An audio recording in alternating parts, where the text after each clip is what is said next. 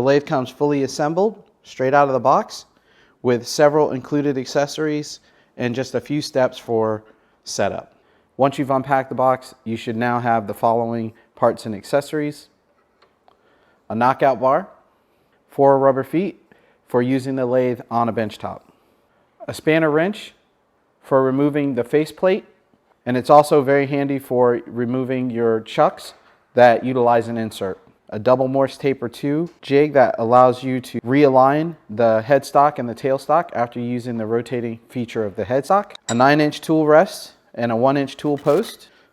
Assembly is that simple, and then install the set screw on the back. You'll also find 2 locking levers, and that is going to be going into our banjo as well as the tailstock, number 2 Morse taper drive spur, and live center. The lathe also includes a 3-inch faceplate. Many times that faceplate will be installed on the spindle to protect the threads in shipping. So something that's very important that we need to do before we take it off is we need to verify and make sure that this set screw here has been loosened and or removed.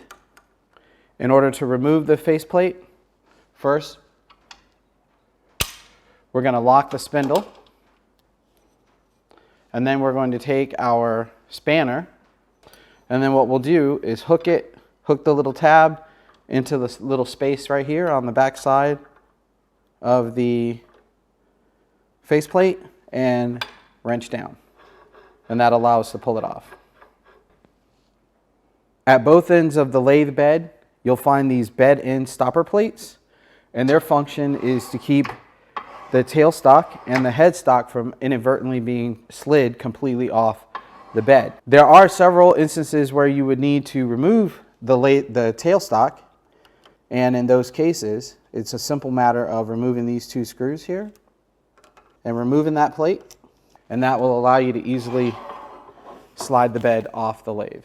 The tailstock has intentionally been placed on the bedways backwards in order to show how to install the locking pin.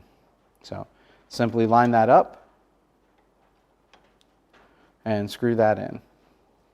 All right, and that's how we're going to be able to lock our quill in place. The remaining locking handle goes into the tool rest. As you can see, there's 3 locations to install that, and you can choose whichever one is most comfortable for you. And go ahead and thread that in. And once we have our tool rest assembled, we can go ahead and drop that down in there, and we can go ahead and lock it right in place. Now, a nice feature of this is once it's tightened down, if the handle is in your way, you can pull out and rotate it to a new position without loosening it up.